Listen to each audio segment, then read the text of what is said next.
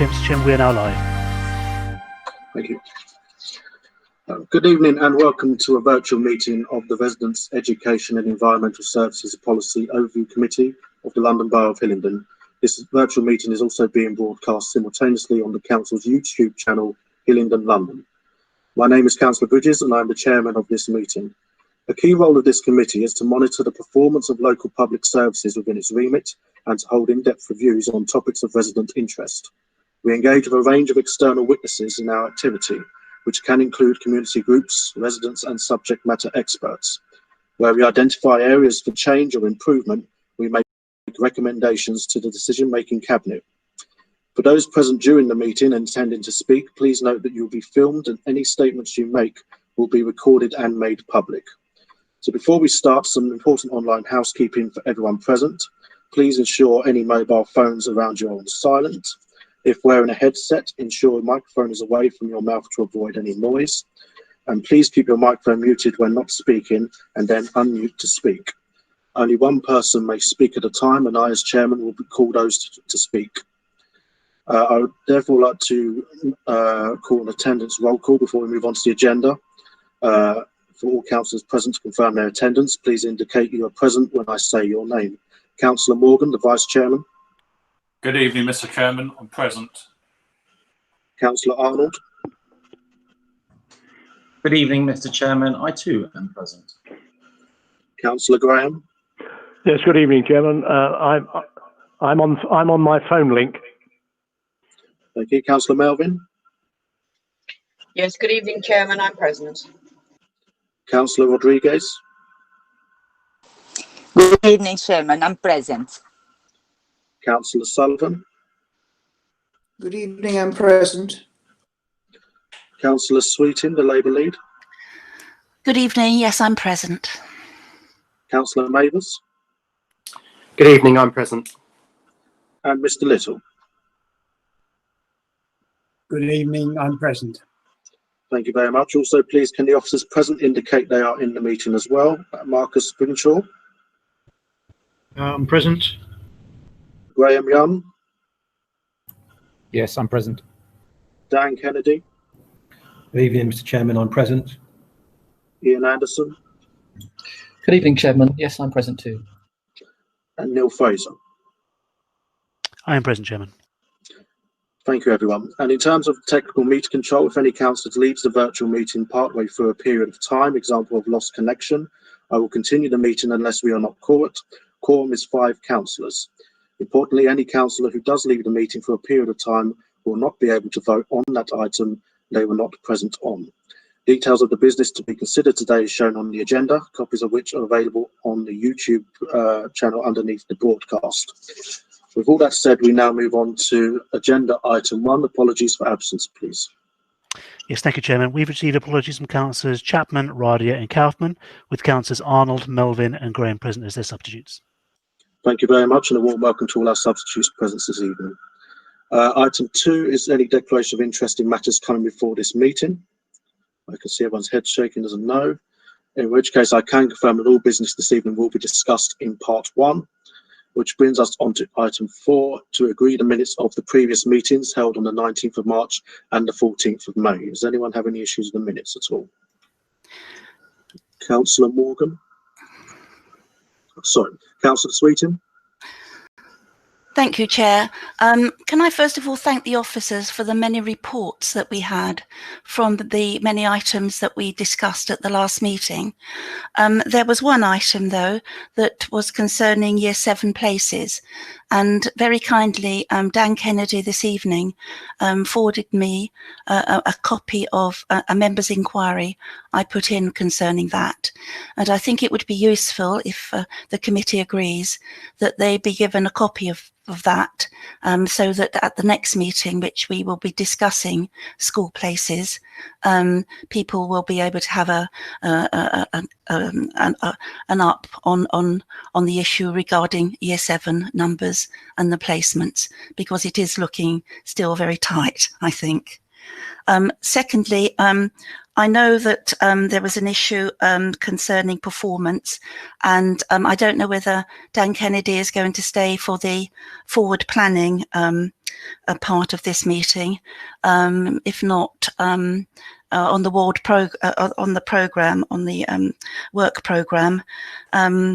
But if not, I would ask that the outcomes of any discussions on performance and discussions that you're going to have with the Strategic Education London Leeds Head of Improvement Group, mentioning that in the information that we were given, whether that could be part of a report to our work programme. Thank you. Thank you, Councillor Sweeting. Dan, would you like to comment at all? Chairman, I'm very happy for a report to be brought to the committee at a future point to update. Thank you very much, and I assume the rest of the committee is in agreement with that. Yeah, I can see it. Thank you. Okay, with that Chairman, said, excuse me, Chairman, can I just double check that Mr. Kennedy is also happy for the information provided on Year 7 places to be forwarded to the committee? That's absolutely fine. That was going to be included in the update for next month in any case. Thank you. Okay, thank you very much. With that said, those minutes are agreed. We move on to item 5, which is our annual complaints and service update report from Ian Anderson. Welcome back, Ian. Whenever you're ready, please give your presentation to the committee. Thank you, Chairman. I think the picture complaint handling from 2 years ago to this the past year is pretty much the same, really. Just some overall figures. For 2018-2019, the informal complaints was 2,756. For 2019, so 20, it was 2,339. So there has been a 15% drop, but it's not hugely significant in terms of the informal stuff coming through. In terms of the stage 1 complaints, a slight increase from one year to the others. So it's gone from 837 to 861, which is a 3% increase. In terms of stage 2, it's a slight increase again from 73 stage 2 complaints to 80 for 2019-20. No stage 3 complaints. In terms of the Ombudsman investigation, there has been quite a significant decrease, really, from 86 for 2018-19 to 59 for 2019-20, which I'll comment on a bit later on, but it shows overall the council's performing well in that area. In terms of compliments, an increase from 2018-19 from 234 to 301. What I can do is I can tell you that in the first sort of 5-6 months of this year, compliments have massively increased in terms of numbers. And there is one area that has dwarfed almost every other compliment area, and that's wildflowers across the borough, which seems to have created people's appreciation and quite a lot of communication. I think in the first 5 months we've had nearly 50 compliments just on wildflowers, so that's massive in terms of increase. Just some basic information about the 861 formal stage 1 complaints. What I would say to you is that when you look at the number that have escalated to stage 2, which is 80, it shows roughly that 91% of complaints are being resolved from stage 1 to stage 2, which is really what the complaint process is designed to do, and that's really a significant compliment, I suppose, for the council. And that's also supported by information now coming through from the Ombudsman, who last year investigated 59, which is a decrease from 86 from the year before. So in terms of the trend, it's showing that the complaint process is designed to reduce the complaints as it goes through the process, and that's really what it's doing. So you get a huge volume at the informal stage, you get a fairly large number of complaints at the formal stage 1 complaints, then that reduces at stage 2, and that should go down roughly towards the Ombudsman as well. So that's a welcome surprise and quite helpful, I believe. In terms of the number of compliments increased, I've mentioned that there's been an increase of 29%, which is very, very welcome. And whilst I've mentioned wildflowers in terms of the number of compliments we've had for this year, What I would also say is that residents have also been very appreciative this year, this financial year, for the work the council's been doing in terms of the street cleansing, the collection of rubbish, the actual general services that we provided. So the actual level of appreciation is actually going up in a strange way when, you know, we're going through COVID-19 and the difficulties that the council as a whole is facing. In terms of the response times for complaints, it is important that we do respond to complaints on time, because that's one of the things that our complainants get annoyed with if we say we're going to respond by X date and we don't respond by that date. So here's some figures for the last financial year. Of the finance team, so it's council tax, housing benefit, 210 stage 1 complaints out of 213, that's 99%, were responded to within 10 working days. That's a you know, incredible performance, really. Adult social care, 42 out of 45 stage 1 complaints were responded, which is 93% within the 10 working day target. And in terms of our published target of 20 working days, all complaints were responded to within that published target. In terms of children's services, 73 out of 85 complaints at stage 1 were responded to, which is 86%. Again, for children's services, that's an incredible performance, bearing in mind that the amount of work that's required to be done when it comes to a children's complaint.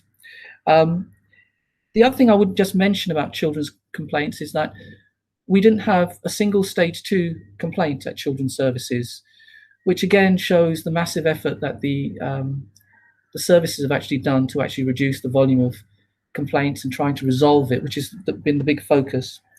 In terms of resident services, this is where the bulk of the complaints will fall under. They cover areas like housing, the repairs services, planning, building control. So it's council tax, sorry, not council tax, ASBIT, waste services. So these are the big areas. So out of 518 stage 1 complaints, 372 were responded to within target. The performance there was 72%. It is disappointing. There's no way around that. And that's a drop from the year before, which was 85%. I think what I would say is that the focus of staff in those areas, particularly in the repairs area, particularly in the highways area, and also ASBIT, has been in trying to get the situation sorted. And sometimes it takes time to go out and meet someone. It takes time to resolve a thorny problem, and that means that you miss the 10 working day, but you actually resolve the problem. So there is a sort of a give and take in a bit of that. We have had more complaints in the in terms of DFG, the Disabled Facilities Grant area as well. So that was an unusual case, but that's, I think, now being addressed, and that seems to be improving in that respect. In terms of members' inquiries, the volume of members' inquiries is pretty much similar from one year to the other. In 2018-19, the volume of members' inquiries was 11,308. Last year it was 11,047. There are a few areas that massively receive the biggest volume of members' inquiries. That's waste, which receives almost half of all members' inquiries, 5,949. Antisocial behaviour team, 1,408. Housing, 1,311. Planning, 978. And green spaces, 1,311. So that's kind of like a quick canter through all the sort of the complaints element of it, and I'm very happy to deal with any questions that you have. One thing I would like to commend to you is on page 36. There is a compliment, and it's come from a young person, and I don't usually mention that, but I think it's worth just looking at that compliment because it shows the impact that we as a council, whether it's a councillor or whether it's a member of staff, the impact we have on individuals.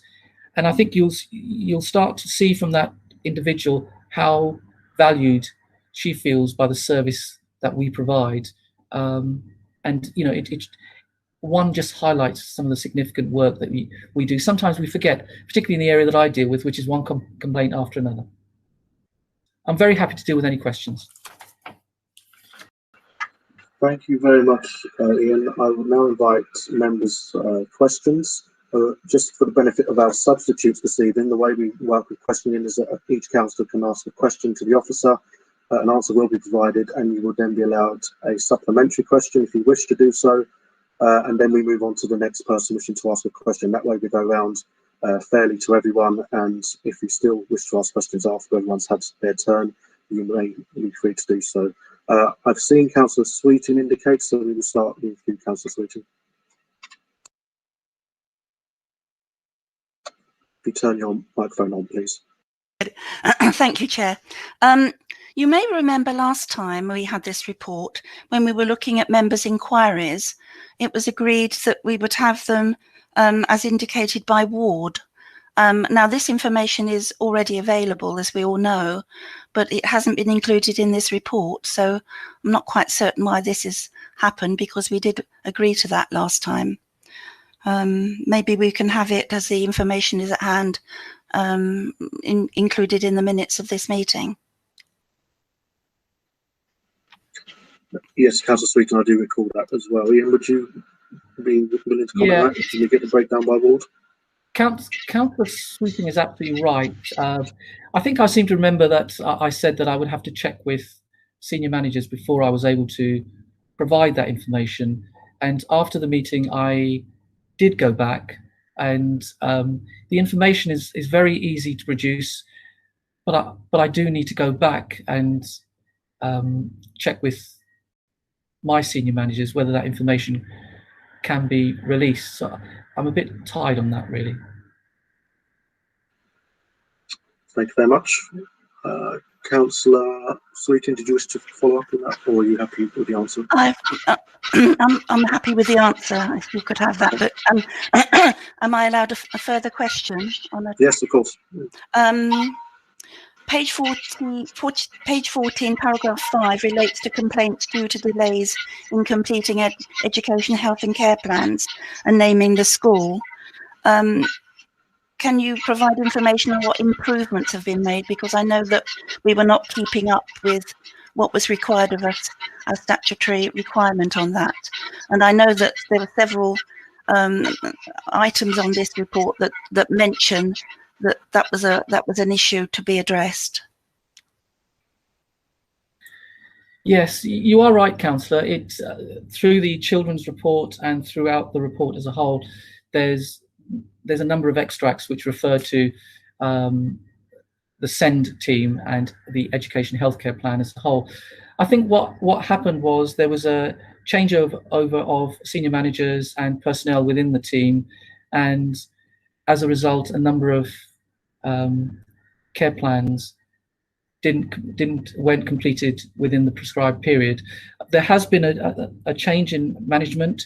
There is a new management team in place, and I can tell you that the performance in those areas is much better this year than it was last year. But you are absolutely right, Councillor Sweeting, that was an issue. Thank you very much. Councillor Morgan. Thank you very much, Mr. Chairman. First of all, I'd like to thank officers for quite a detailed report for this evening's meeting. It's greatly appreciated. I do have one question. I've noticed that this report is to the 31st of March 2020, and that we've got a number of items that went to stage 2. Is that down to the coronavirus, where from the 23rd of March the country as a whole was in total lockdown, and so obviously our officers were unable to follow up on items that perhaps could have been dealt with within the timeline? No, the COVID-19 had no impact on this report as a whole. It's just a financial year, so it goes from 1st of April to 31st of March. So every year I just provide the annual report for that period of time. Throughout since the 1st of April and throughout COVID-19, the complaints team, members' inquiries, has been functioning as normal. We've been responding to complaints in the same period of time. So the council hasn't really, in terms of complaints and members' inquiries, it's pretty much followed the same path as we've always done. It's just the financial year that I have to provide reports within. Councillor Morgan, do you have a supplementary you wish to ask? Yes, just a very quick one. Our complaints that were going to stage 2, was that down to us not answering in time or resolving the issue within time, or was it other items? Apology, I didn't get round to that. What happens is when we respond at stage 1 of the complaints process, if someone is dissatisfied with the response they receive, they write into us or email us or communicate to us in some form, and we then escalate it to stage 2. So if Dan Kennedy wrote to me and said he's not happy about the stage 1 response he's received, I will then escalate it to Jean Palmer at stage 2. It's just our process. So we go from one stage to the other. Thank you. Councillor Mavis. Thank you, Chair. Again, I'd like to thank our officers as well for this report, and also all the hard work that's going in to support residents who do feel they have a grievance with the council service in some way. And I know personally, as I'm sure many councillors do, that the when it gets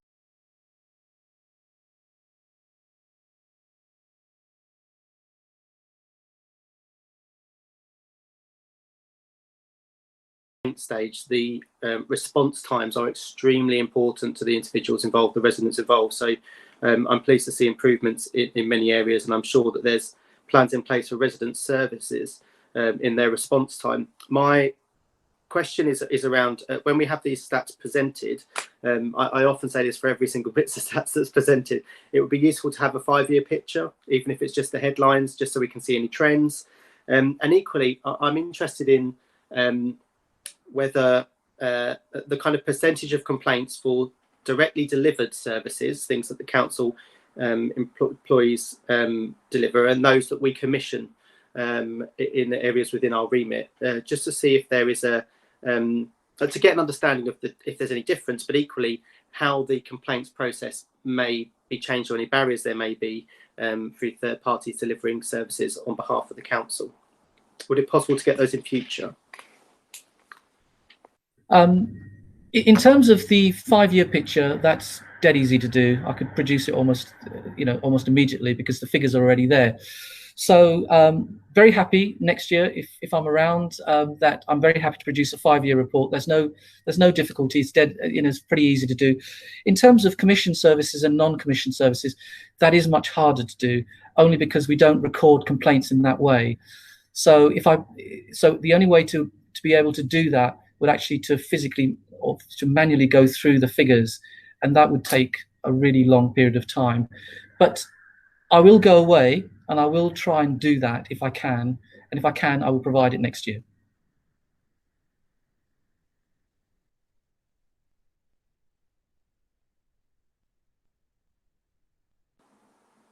May I have a supplementary, Chair? Yeah. Thank you. There has been a slight drop in the MEs, which, MEs, the system changed a few years ago. I wondered what impact on MEs there had been through the administration agreeing through council this process, where leaders of each group have to provide approval for anything on borough-wide or out of ward, and if that had been a barrier to the initial members' inquiries or the response times. I'm required to apply the procedure, and that's what the team does. But on reflection, when the protocol was originally changed, there was some teething issues with in terms of the submission of the members' inquiries. But I think over the last 6-7 months, it's pretty much settled down, and I haven't really noticed any difference. I think councillors as a whole have accepted the change in practice, and it's kind of like it seems to be going fine. I don't seem to have any problems with it. We get the odd one where we need to go and just check to make sure is that happening, and should it happen in that way. But generally, I think the system seems to have settled down, and there doesn't appear to have been a problem. And I don't think that is the reason for the impact for the small reduction in volume of members' inquiries. That's what I would, that would be what I would say. Thank you very much. Councillor Melvin. Yeah, mine was a little bit on a more positive note. I wasn't asking a question. I just wanted to say to Ian that when he was talking about the compliments that the council were having on the wildflowers and everything, I've had a number, when I go into Waitrose to do my shopping, a number of my residents have come to me and said how happy they are with the council and how we have dealt with issues and problems during COVID. And I just wanted to let him know that the residents are really chuffed with us. That's all. Many thanks, Councillor. Appreciate that. Thank you very much. I cannot see any other members indicating they wish to speak, apart from Councillor Sweeting. So perhaps we can finish with you, Councillor Sweeting, and we'll move on to the next item. If you can turn your microphone on. Right. We have a complaint reference 738889, which was upheld by the Ombudsman. That is on page 23. The case related to the council's failure to properly consider her and her daughter's needs when providing accommodation, which was provided out borough, which took some 4 hours for her daughter to get to school. So one has to ask, what procedures and policy changes has the council put in place to ensure that such a case would not reoccur?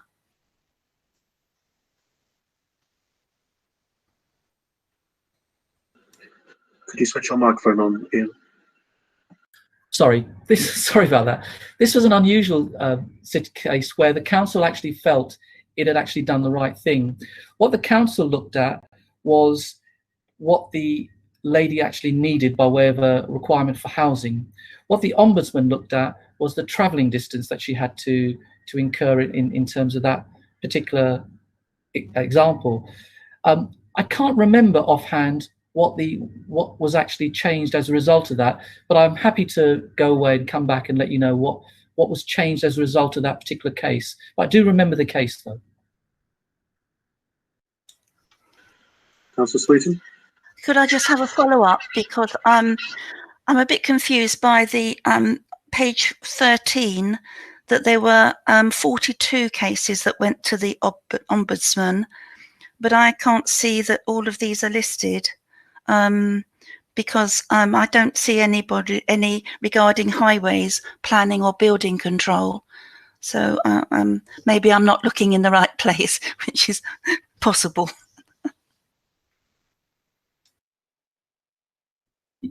What happens, Councillor, is that when it comes to the annual complaint report, there are some areas that by statute I'm required to provide an annual report to.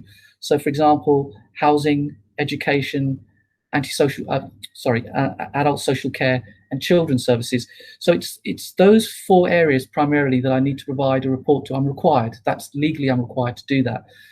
But beyond that, there are other services that we provide. For example, planning, building control, all those different areas. I'm not required to provide an annual complaint report for each of those particular areas. So there are 42 Ombudsman inquiries, and I can provide all of those. But what I've had to focus on in this report is the key areas that I'm required to provide an annual report for. Does that help? It clarifies the matter, but I don't know whether in future that's going to be possible to include those other areas.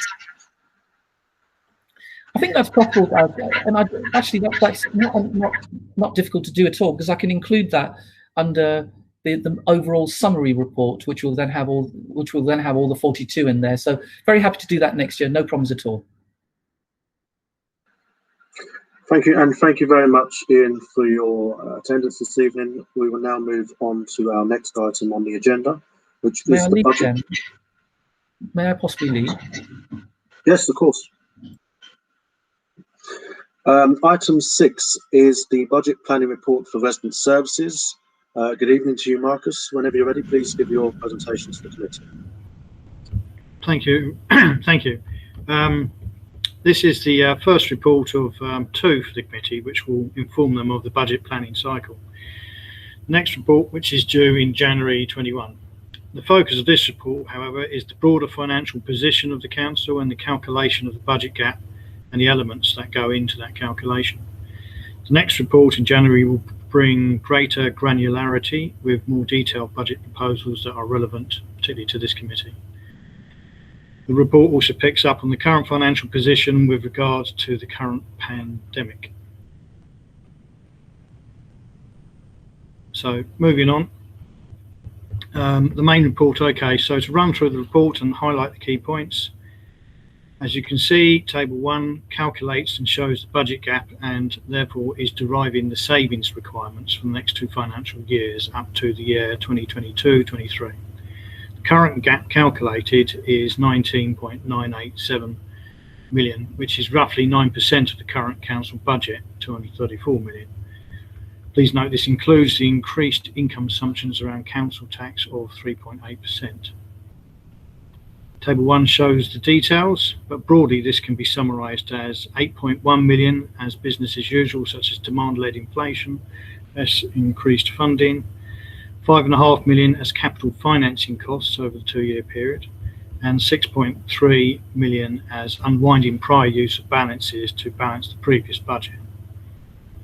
The report walks through some of the detail behind each element of the table. So just to note briefly, the change in recurrent funding is made up of the increase in council tax growth less known reductions in government funding.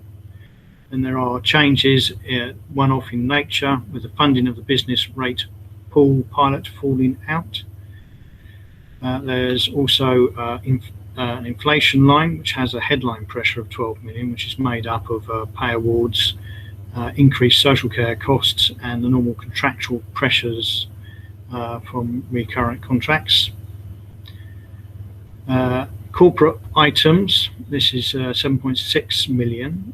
Most significant item within this is the increase in the capital financing charge of 5.5 million over the 2 years. This is based on the current approved capital programme of 165 million running up to 2024-25. It's probably worth noting that for every £10 million worth of capital investment in the programme, we have to support it by borrowing financing charges of 575,000 per annum. Service pressures, also an item within the budget gap calculation, total 6.8 million we have there at the moment. So that includes items such as sort of 5% growth in disposal costs and waste service. Adult social care, increased pressures there to 2.1 million. SEN transport, 1.3 million. And children's social care, 1.5 million. The concluding calculation gives a saving targets requirement that will be needed to achieve a balanced budget without further recourse to general fund balances. So that is 10.6 million in 21-22 and 9.3 million in 22-23, totaling the 19.9 million. The next part just runs through the impact that COVID has had on the in-year monitoring position as at month 2. So briefly, the headline forecast pressure is 25.182 million, quite significant, and underlines the impact that we've seen on both expenditure and budgets and income. The council has received so far 2 tranches of additional grants that total 15.6 million, with 1.964 million of that being applied in 2019-20. There's also a further 8.5 million expected, which will support up to 75% of the loss of income during the pandemic. And the council is also planning to use specific earmark reserves of 3 million. We also have other resources available which can potentially be deployed. We have a specific earmark reserve from 1920 where we underspent 3.3 million. We've got public health reserves of 2.3 million and a specific service-specific set of earmark reserves of 3.5 million. So a total pot of about 9 million, which is available for deployment if needed. So moving on to the sort of corporate overview, the HRA, which is a ring-fenced account with almost 57.8 million of rental income, supporting the tenancy management functions and reinvesting in maintenance of stock and investment in the HRA capital programme, which is funding up to 495 new units. which is mitigating the anticipated loss of 280 units via right to buy sales. The HRA has a 30-year business plan which supports the sustainability of the HRA over the long term. So the HRA is in fairly solid condition. Dedicated schools grant is a little bit more tricky. The position on this ring-fenced account is more strained than the HRA, and the funding shortfall that began after the Children's Families Act of 2014, where growing demand and higher needs, has led to an expected deficit of 7.1 million in 2021, with a cumulative problem of 20.8 million. The Council did submit a disapplication request to the Secretary of State in February this year, with a request to transfer up to 3.1% of individual schools' budgets to the higher needs. This was rejected with the implication that any deficit can only be covered by the general fund. 1920 outturn in monitoring was actually slightly worse than predicted by about 1.35 million.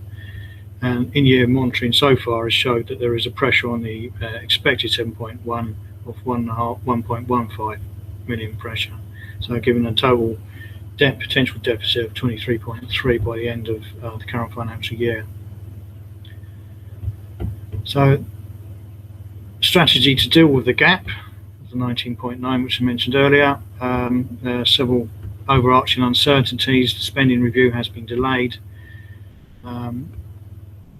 We've had been impacted on the expected increase in business rate retention, which has also been delayed. We were expecting to move from the 50 to 75%. And of course, as mentioned above, we have COVID pressures and risks. So the approach to looking for a balanced budget is following the same thematic approach that we've produced in previous years. So we'll be looking at service transformation, savings from zero-based budgeting exercises. We'll be looking at procurement savings,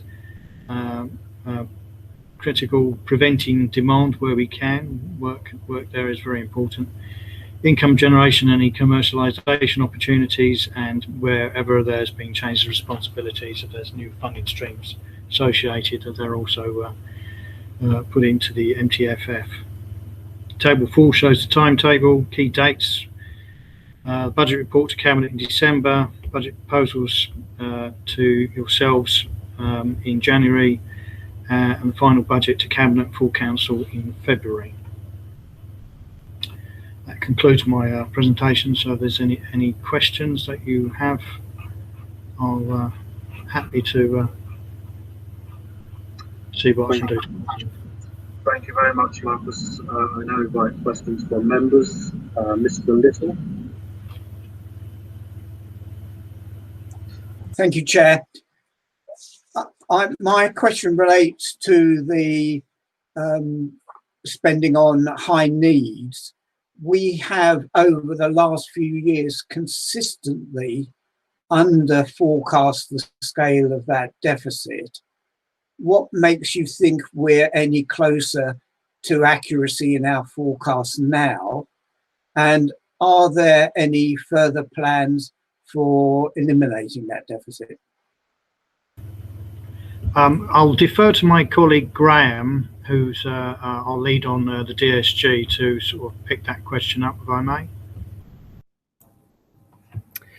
Yes, in response to the first part of that question, we have reviewed our assumptions and realigned them more in line with what the growth is that we're seeing coming through. So we feel that we have got a better handle on the assumptions that are built into the monitoring position. In terms of the second part of the question, we have got a recovery plan in place, and we're working with the service to see if we can bring the costs down in those areas. Thank you, Mr. Little. Do you have a supplementary? It also relates to the DSG. I noticed from elsewhere that we now have 5 schools operating at a deficit,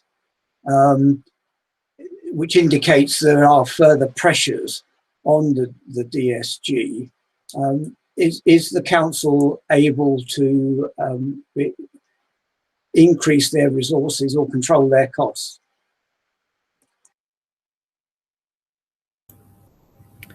So those maintained schools that have set a deficit budget, we are putting additional resource in to support those schools to ensure that they are able to recover the position and set realistic budgets, balanced budgets going forward.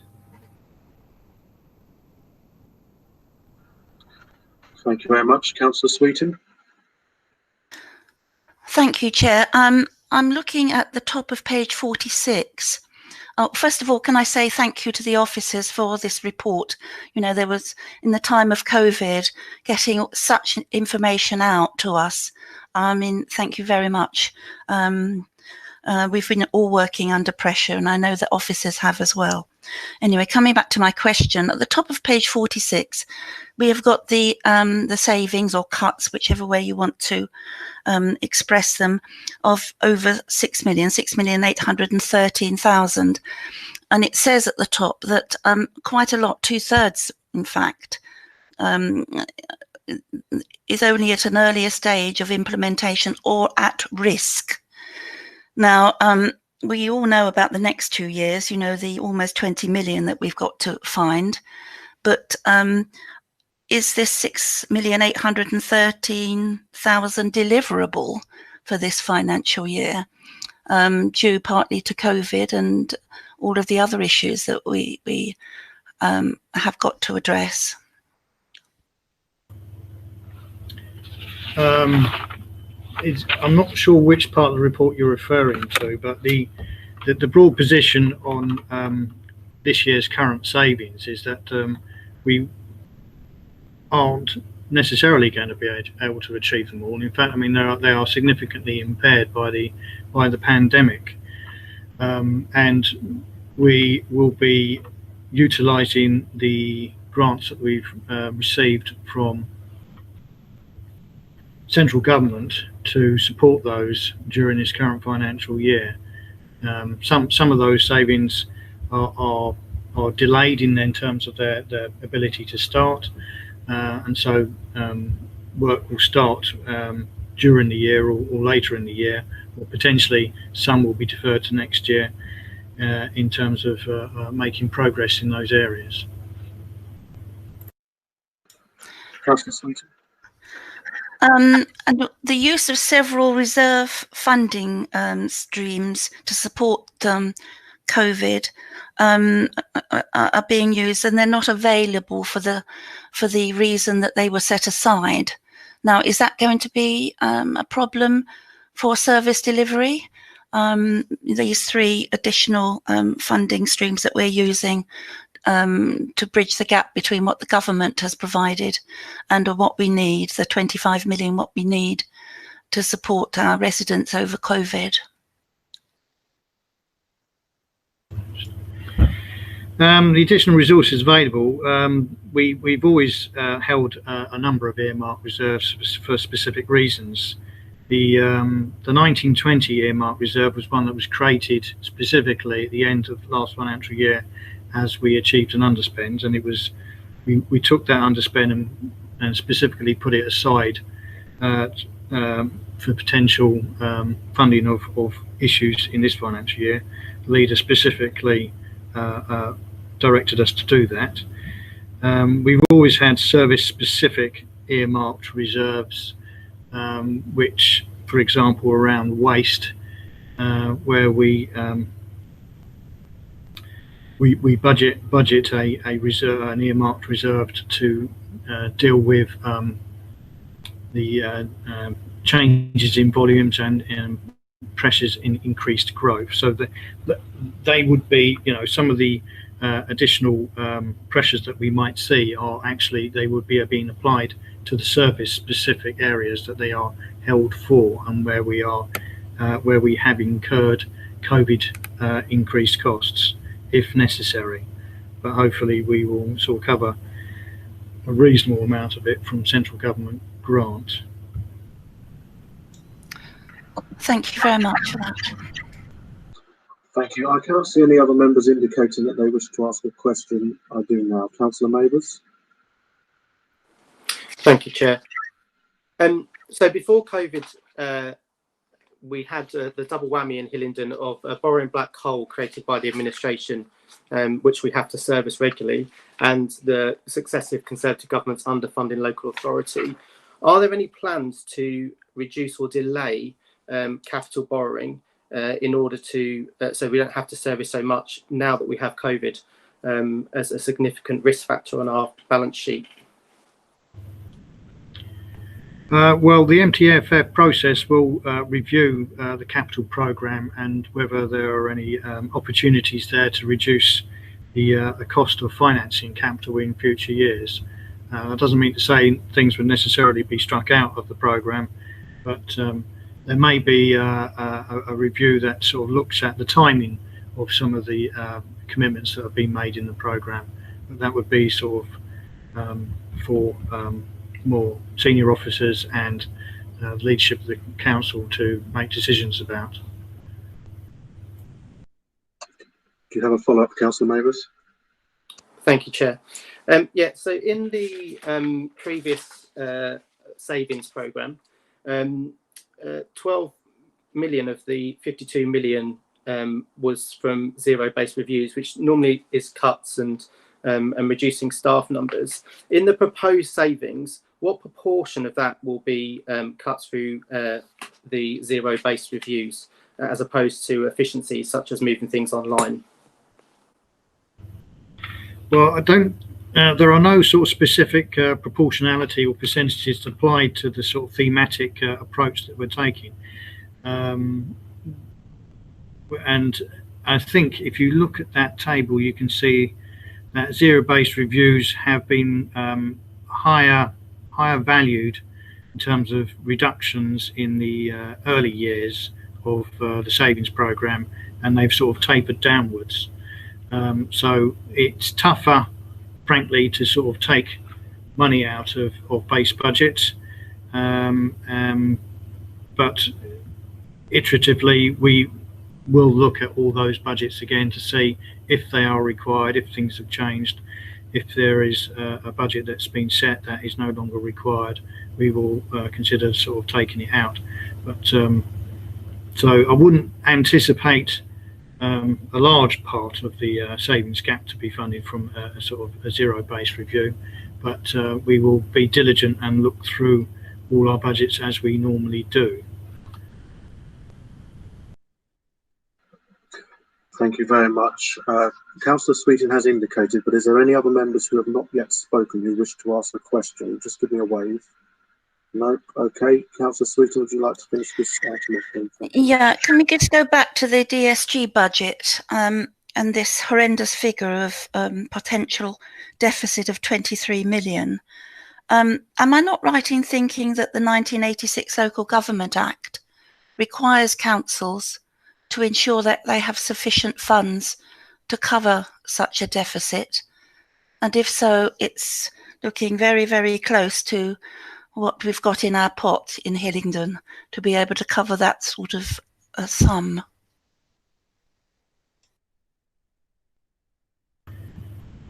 I'm not sure if Graham, you want to comment on that first?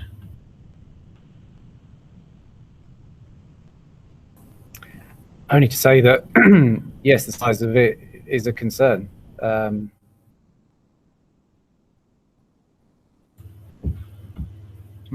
I must confess I'm not familiar with the 1986 Local Government Act, but I've no doubt that you are correct in saying that.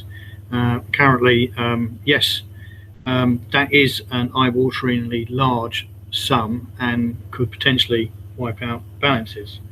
But I don't think it would come to that in terms of our discussions with central government.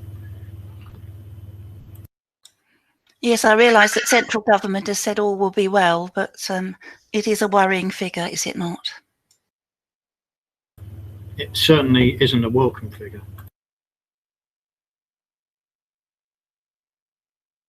Thank you very much. Thank you, and thank you, Marcus and Graham, for your attendance. You may leave the meeting if you wish to do so. We now move on to item 7, which is our review into littering and fly tipping, the final approval of our document, which many of you have been provided with a copy of when we last met. We've had many months to go over this in any details, such as last minute amendments, etc. So this really is just a case now of approving it and sending it to Cabinet. Are there any comments that members wish to make, or are they happy to send it through as it is? Councillor Sweeting.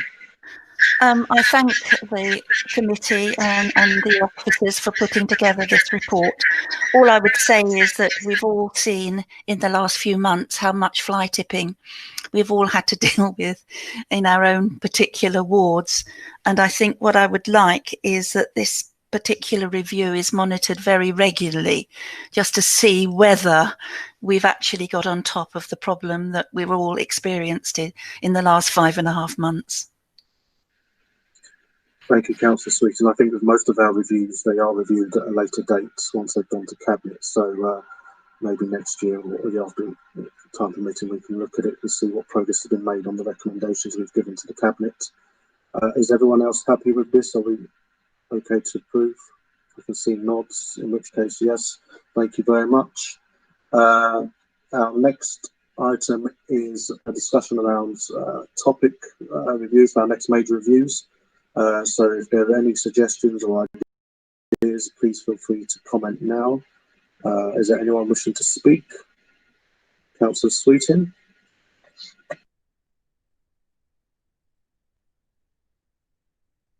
Right. We have, of course, the Hillingdon Youth Services issue that we've discussed on quite a few occasions. We did, as part of the information that was provided from the last meeting, seen that the 2.5 million that the council has allocated to youth services, 500,000 per year, was basically on the uniformed organisations rather than for the sprucing up of our youth centres. And I do feel very strongly about our youth centres delivering activities for our youngsters, not just a universal offer, but other mentoring schemes. And I would be grateful if we could consider youth services as a major topic. Okay, thank you. We'll make a list of these and Neil can look outside the meeting rooms and see which ones are. I'll go ahead and report back at the next meeting. Councillor Morgan, did you indicate? Thank you very much, Mr. Chairman. Yeah, I would like to perhaps, I don't know if it will fall under this remit, but perhaps looking at our antisocial behaviour teams and seeing what effect we're having, and instead of just slamming fines on people, you know, if we can be a lot more proactive around that area. Thank you very much. Any other members? Councillor Mavers. Thank you, Chair. I would echo Councillor Sweeting's comment around youth services, particularly looking at how we are feeding young people's views into service development and other such reviews, looking at our impact beyond Fiesta, which is successful in terms of the number of attendees, but the year-round offer for young people, and also the impact that we're having in terms of multi-agency work to prevent things such as the fatal stabbing at the Civic Centre last year. So it would be useful to look at a multi-agency approach to that. If not, I'd also recommend a major review on early years provision, particularly children's centres, looking at successes of previous restructures, and also the impact of COVID and moving forward, maybe delivering in different ways for parents and families. Another idea could be looking potentially at the impact going forward on transport and infrastructure projects on the borough. So we've got major ones in terms of HS2, hopefully not, but you know, the third runway as well, hopefully not. But also the impact of things such as the change of priorities for TfL, so parking management schemes and other infrastructure projects being delayed, as well as, you know, funding from central government for different initiatives that affect the borough. But that may be something to, as a kind of picture or pause to look at, and we may not know some of these answers for a while, but just the investment in infrastructure and transport in the borough. Thank you very much. Councillor Sweeting? You will all realise that there are some major changes to planning law that have come in on the 1st of September. Some came in on the 1st of August. Now, I know a lot of our residents will be very concerned about things that may well be affecting them.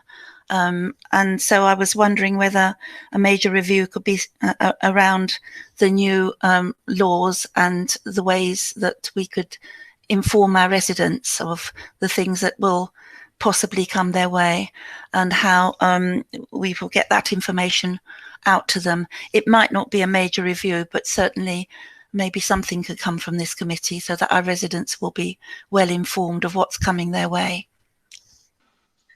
Thank you, Councillor Sweeting. Are there any other members wishing to comment? No, I do have a list myself. As Councillor Sweeting said, not all of these will be topic reviews, but we will try and get them as information items if they're not credible being a review. One suggestion I had was looking at dog fouling in the borough, which is an issue in many wards, mine included, particularly on what the council is doing around the enforcement of dog fouling and prosecuting the owners in residential areas and indeed parks and open spaces. Also, tree planting in the borough. We have a number of trees planted, but it would be good to see, for example, how these areas for planting are chosen, what we do to maintain and upkeep these trees, and how we're also engaging with the public to get them on board and helping the council to maintain them, especially in the early days of the tree's life in the summer months when it can get particularly dry and is difficult to upkeep the water maintenance of each tree. And the other one I had was canals and towpaths. There has been some work done in Hayes over recent years, renewing that, and I'd just like to look at that as a POC to see what work is going on down there and what improvements are going on further down in the future. Councillor Morgan, I saw your hand wave. Did you indicate? Thank you very much, Mr. Chairman. Yeah, you've just reminded me of one that I think we should be looking at, and that's the pest and pest control. You know, the foxes, grey squirrels, seagulls, parakeets, and pigeons, to name a few, as well as the usual vermin of rats, muntjacs, and such like. So, be interested to see what plans that our green spaces and our pest control teams will have in place, and what the plans are. Thank you, Councillor Morgan. That's a good suggestion. I can't see any other members indicating. Neil, I believe that's a long list for you to work on. So, are you happy with that? Yep, I'll go away and look at these, and I'll feedback to the meeting next month. Thank you very much. Item 9 is our Cabinet Forward Plan, pages 57 to 70. Are there any issues with the Forward Plan? Nope. Okay. We now move on to item 10, which is our work programme. Neil, do you wish to introduce this? Yeah, thank you, Chairman. So we covered probably a few of the things that in the last item there, in that if things aren't going to be potentially reviews, major or minor, then we could potentially have them as an information item. So this was really just a discussion around what the committee would like brought to the committee meetings as information items in the future. So I'll open it to the committee. One other thing I would ask the committee look at as well is offering a brief steer in terms of the information items that are to come to the committee in the next couple of months, just so I could feedback to officers before they submit their final reports to the committee to make sure that they are covering everything that the committee wishes they are to cover. And I'll open it to the committee. Thank you. Thank you, Councillor Sweeting. I mean, it's one issue that I think I would like to get the committee to look at and have a report on, and that is this issue of reducing capacity in Hillingdon primaries. We've had a report, several reports saying that there are some areas of the borough where numbers are not rocking up to our primaries to ensure that they are taking in their new planned admission numbers, and I know that for some schools it's meant a significant reorganisation of classes each year when numbers are fluctuating so much. So maybe we could have an information on reducing the capacity of our primaries as an information report, and also if we're not going to do a major review on planning policies, the new planning policies, maybe we can have an information item on that. I've already talked about school attainment, what can be learnt from other boroughs. And from my own personal point of view, I live very, very close to a river, and I've had lots of issues relating to flooding, particularly that the Environment Agency seems to be holding back on possibly the work that they've been doing locally. And so just you know, what is happening concerning liaison with the Environment Agency, what's happening with some of our rivers that have become very clogged with floating pennywort and trees falling in. So yes, I think flooding issues might well be of interest as well. Thank you, Councillor Sweeting. Mr. Little. Thank you, Chairman. We have on our schedule a report on school and college attainments. I'm just a plea that we don't have one single huge report, but have it broken down so that the separate components can be more adequately dealt with. Thank you, Mr. Little. Noted. Councillor Morgan. Thank you very much, Mr. Chairman. Yeah, I'd just like to continue on from Councillor Sweeting about the primaries and the attendances. I think we could perhaps tie that in with the asylum seekers and the unaccompanied children that we as a borough end up looking after, and how they are being educated within our systems. Thank you. Councillor Mavers. Thank you, Chair. I thought it would be useful to have a report on the diversity inclusion of our heritage, history and cultural events, and how that reflects on the diversity of the population within our borough. I cannot see any other members indicating, so I assume that's the list finished. Neil, have you got a note of all those? Yeah, thank you, Chairman. Just briefly before we close, for the October meeting, we do have the quarterly school basis planning, which members will obviously recognise as a regular item, but we also have a one-off item on the enforcement of parking schemes across the borough, and an item that comes on the new licensing policy. I'm just double checking there's nothing in particular that members wanted to have included in those items, and if so, I can obviously let the other report authors know. Councillor Sweeting. I'm particularly interested in the committee having information on the SEND capacity and projections of need. I asked for information on the expansion of SEND places, and I was given a lot of detail that I wasn't aware of and we hadn't had included in our report on school places. So when we do get the quarterly school places report, can we please have it also for the SEND? Because we've got a new SEND school that has been given planning permission for the south of the borough. We have got the old Grangewood being knocked down and a new school replaced. So there's a lot of things going on at the moment in respect of SEND capacity and what the council has planned for that. So if that could be included in the school places quarterly information, I think that would be very useful for all of us to know that.